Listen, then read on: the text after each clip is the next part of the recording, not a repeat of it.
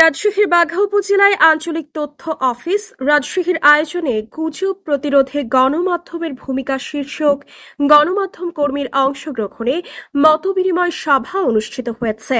শনিবার ২৪ মে সকাল ১০টায় উপজেলার মডেল মসজিদ সম্মেলন কক্ষে অনুষ্ঠিত এই মতবিনিময় সভায় সভাপতিত্ব করেন রাজশাহীর বিভাগীয় উপপ্রধান তথ্য অফিসার মোহাম্মদ তৌহিদুজ্জামান।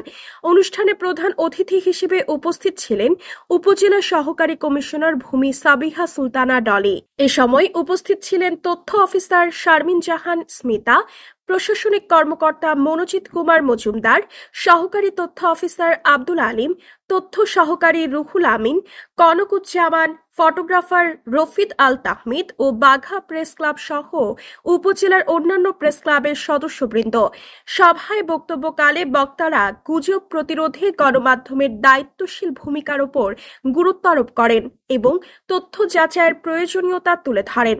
সেই সাথে গুজব বিরোধী নানা পদক্ষেপ নেবার পরামর্শ দেন ও সবাইকে সচেতন হওয়ার আহ্বান জানান। অনুষ্ঠানের শুরুতে স্বাগত বক্তব্য রাখেন রাজশাহী বিভাগীয় উপপ্রধান তথ্য অফিসার মোহাম্মদ তৌহিদুজ্জামান। রিপোর্ট করেছেন মোস্তাফিজুর রহমান।